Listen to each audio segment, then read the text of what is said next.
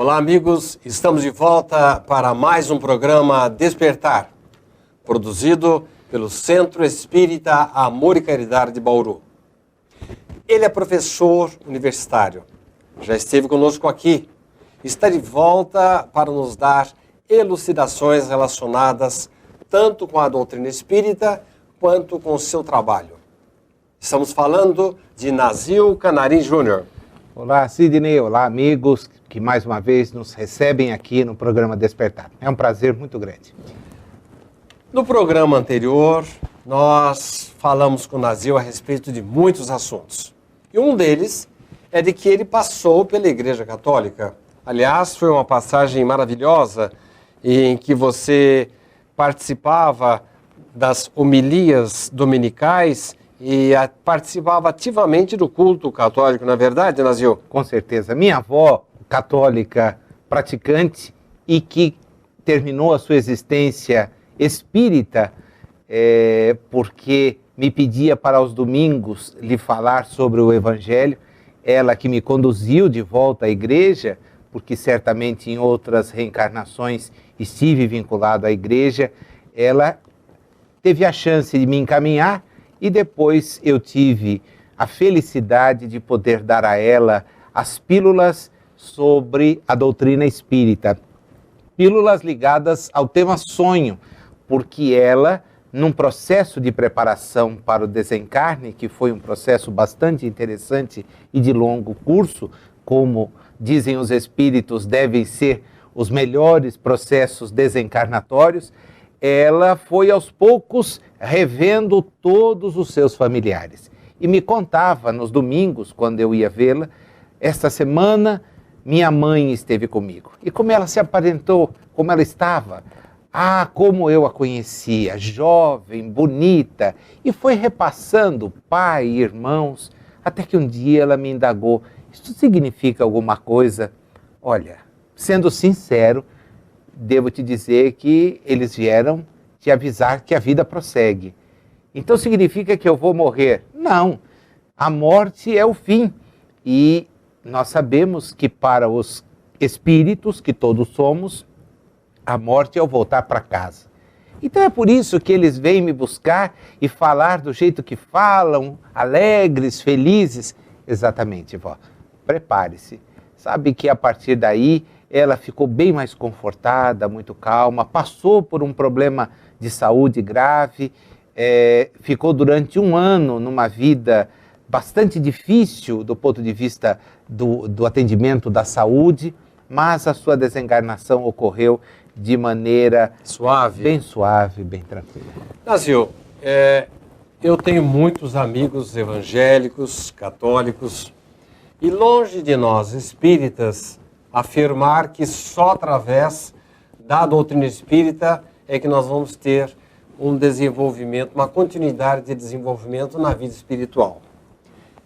Você, que passou pelos bancos católicos, deve ter conhecido muita gente cuja doutrina, a doutrina católica, era plenamente satisfatória, pessoas de bem. Eu mesmo tive um grande amigo que trabalhava na Vila Vicentina, em Bauru, e eu falo dele assim com muito carinho, e ele participava inclusive das campanhas em favor dos velhinhos da Vila Vicentina, e na ocasião dos finados, esse meu amigo botava um terno, gravata, e ficava ali na porta do cemitério pedindo uma esmola para os pobres de São Vicente de Paulo.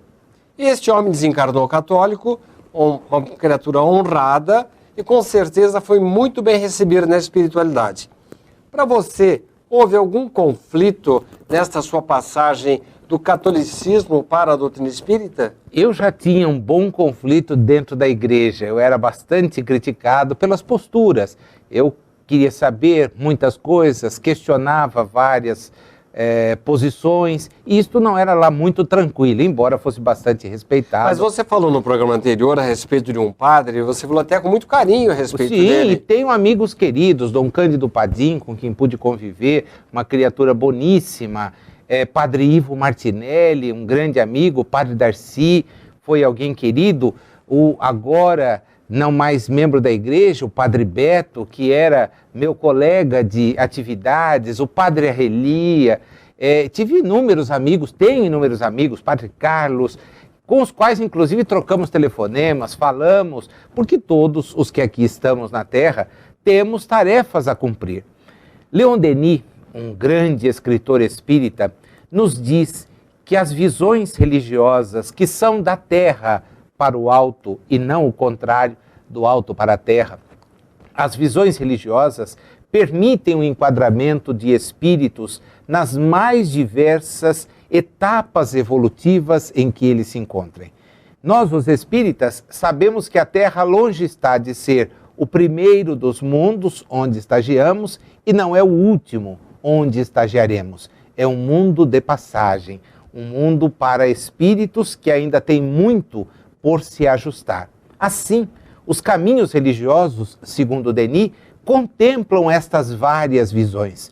O que seria dos espíritos que aqui estamos se não fossem as visões evangélica, a visão católica, a visão budista, a visão hinduísta e até mesmo a visão espírita, considerando, porém, que a prática do bem não exige matrícula em nenhuma agremiação religiosa. Você fez a menção deste seu amigo e tem outros que nem denominação religiosa alguma seguem, mas são criaturas boníssimas que contribuem para todas aquelas obras que visam a melhoria da vida dos que estão na Terra. São criaturas que não comparecem a cultos, não vão a sessões, não frequentam missas. Mas são pessoas dignas. Dignas, honestíssimas, trabalham, se dispõem a amparar, mostrando-nos que para fazer o bem, para ativar-se no bem, não é necessário inscrição em lugar algum. Pelo contrário, o que a gente às vezes percebe é que nossa matrícula nesses caminhos que vão nos conduzir à melhoria, às vezes é uma matrícula equivocada. Nós estamos ali querendo trocar alguma coisa e isto não é um bom sinal. Quer dizer que lá na espiritualidade não adianta vir com um crachá de espírita ou uma faixinha de católico, o que importa é o que fizemos aqui na Terra. Com toda certeza, conhecereis a verdade, ela vos libertará, mas de acordo com as vossas obras é que lograreis ter sucesso no reino dos céus. O tempo passa muito rápido com o Nazil Canarim. Nós já chegamos ao final do nosso primeiro bloco. Daqui a pouco vou perguntar a ele a respeito de Emmanuel, André Luiz, Hermínio Miranda e Allan Kardec. Não saia daí!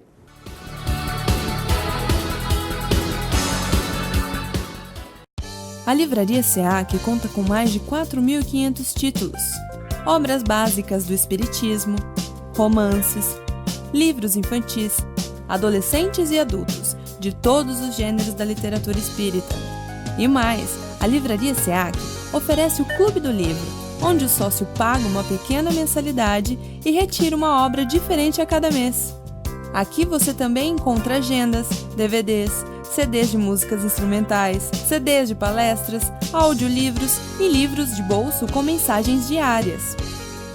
Para as crianças, a Livraria SEAC tem um cantinho especial, com cadeiras e mesinhas, para que os pequenos possam desfrutar de uma boa leitura com conforto.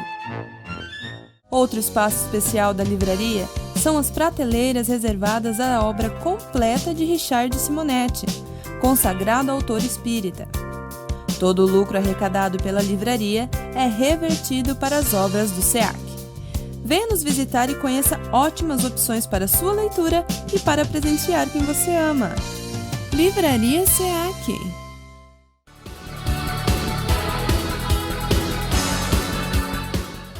Estamos de volta para mais um bloco do programa Despertar, produzido pelo Centro Espírita Amor e Caridade de Bauru.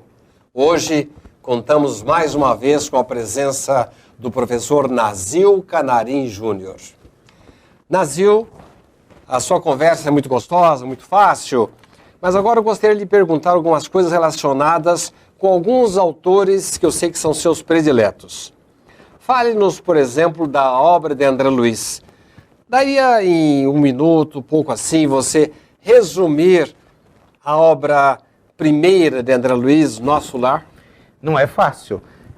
André Luiz, este espírito que através de Chico Xavier promove uma investigação que Allan Kardec não conseguiu fazer de maneira mais aprofundada, o livro Céu e Inferno nos traz relatos sobre espíritos e sua condição na realidade espiritual. Nem mesmo na Revista Espírita foi possível esse detalhamento? Não, porque os espíritos eram trazidos para os encontros e, evidentemente, nos encontros da Sociedade Parisiense, como em reuniões mediúnicas, há sempre a necessidade do intercâmbio de uma entidade dirigente mais afinizada com o médium.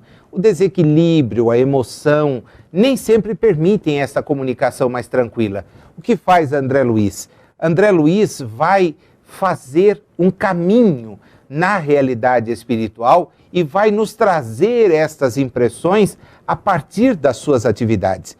Uma obra como Nosso Lar, que representa esta sua chegada e recepção na realidade espiritual, ela é riquíssima em informações e que vão, aos poucos, nos dando uma notícia bem mais clara, bem mais lúcida do que é este aporte depois de uma experiência encarnatória. Todos temos as nossas visões particulares a respeito de como seríamos recebidos, assim, assado, mas André Luiz vai nos dizer como efetivamente chegamos e trazendo conosco, na nossa consciência, gravadas as experiências boas ou nem tão boas que tivemos.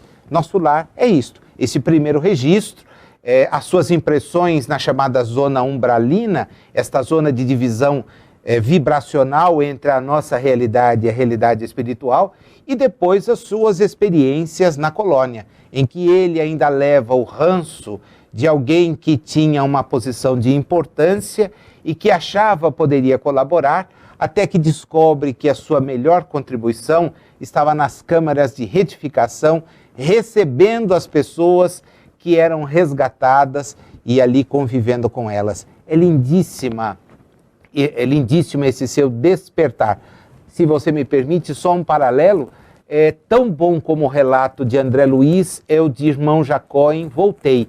Se André Luiz faz toda uma perspectiva acerca da sua chegada, das primeiras experiências, contando com Lísias, com Narcisa, com o ministro Clarencio, irmã Veneranda, Jacó, em As Páginas de Voltei, nos diz da sua chegada e das suas experiências para cair em si, para perceber que o conhecimento espírita, como qualquer outro conhecimento de natureza filosófico-moral, exige contrapartidas efetivas. Nós estamos longe ainda de entender que as nossas manifestações religiosas nem sempre se fazem acompanhadas das melhores atitudes, das quais haveremos de prestar contas. São elas que nos esperam na chegada, as boas obras. É aí que o seu relato fica interessante. André Luiz e Irmão Jacó levaram um susto quando chegaram na espiritualidade.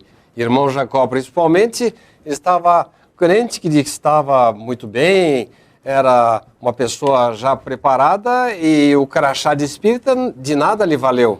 Como regra, o crachá de nada vale.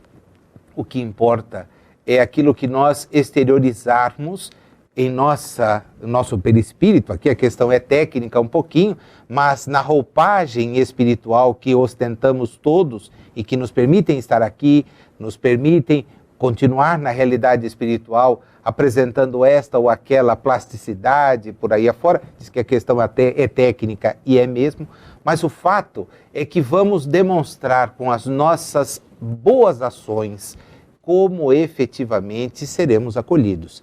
Ambos, André Luiz e Irmão Jacó, tinham boas condutas, tiveram boas práticas, mas a eles foi necessário parar e refletir.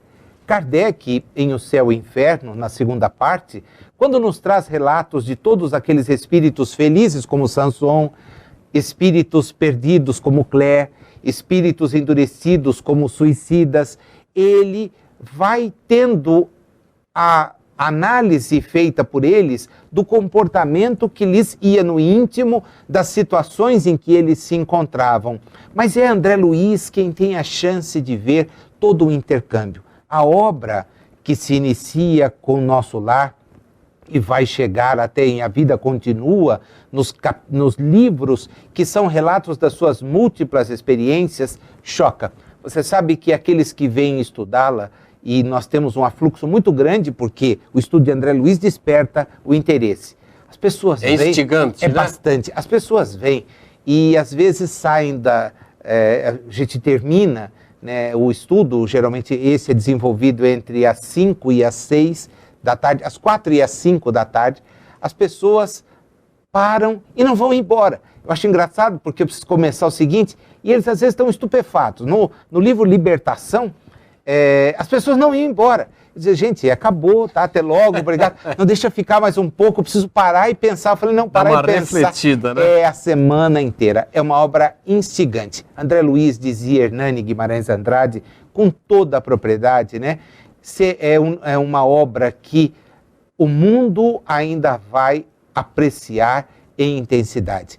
Porque longe de representar fantasias, construções, há todo um trabalho psicológico preparando o espírito para a volta para casa. Porque, no fundo, é aquilo que a morte nos traz, a volta para casa. Mas nada disso poderia estar acontecendo não fosse o traço de união da doutrina espírita feito por Francisco Cândido Xavier.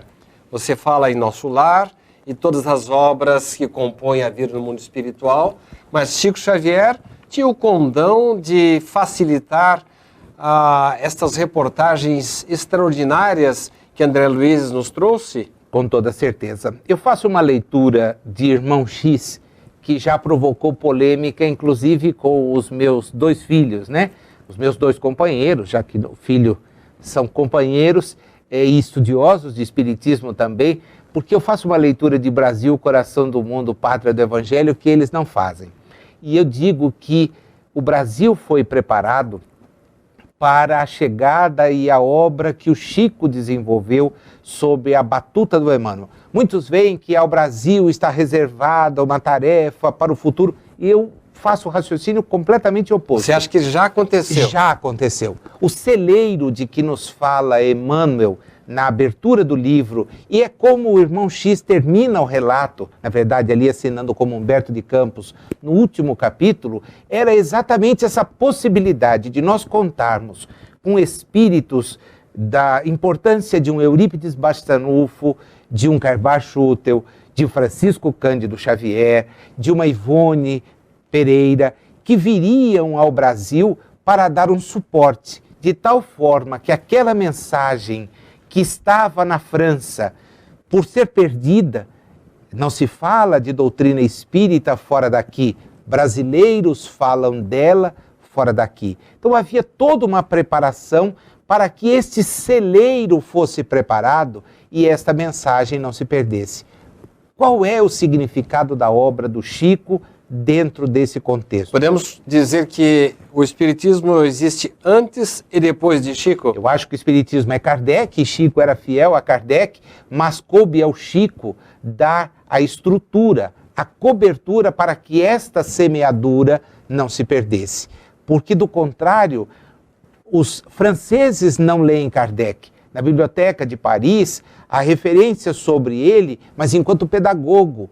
A doutrina espírita é vista com muita reticência, porque muitos viam naquela atividade como uma atividade que fosse extravagante, nada mais sério. As mesas girantes, que despertaram a atenção do professor Rivaio, mas com ressalva, elas também não foram bem vistas pela comunidade científica francesa.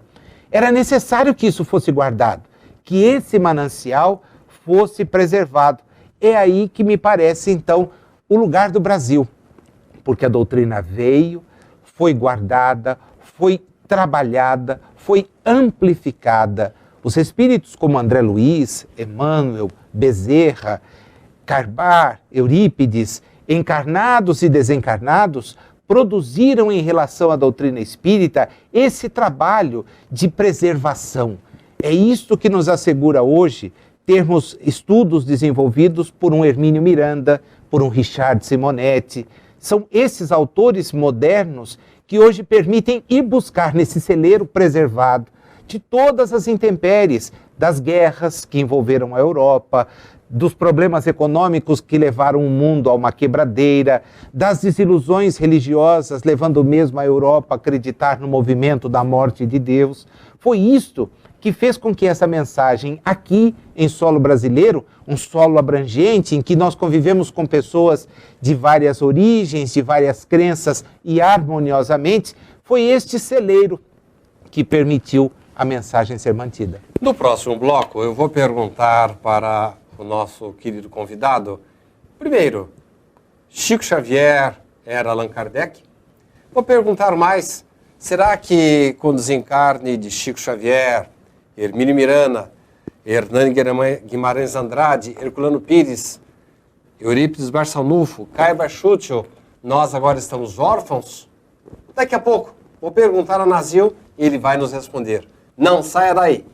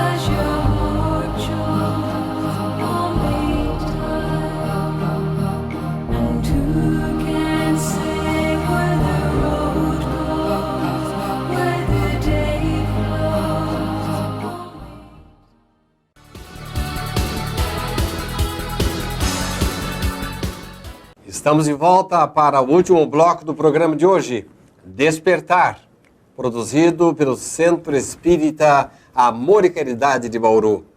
Hoje, Nazil Canarim Júnior. Nazil, você falou muito de Chico Xavier, que é sobejamente conhecido do pessoal lá de casa. Falou de Allan Kardec. Chico era a reencarnação de Allan Kardec, Nazil? Não acredito. Embora confrades nossos, colegas espíritas, acreditem nesta hipótese, particularmente não. Os perfis me parecem muito diferentes. Richard Simonetti parece que partilha da sua opinião, mas ele disse assim, se Kardec tivesse que voltar, e ele anunciou o seu retorno, deduz-se que talvez ele tenha voltado.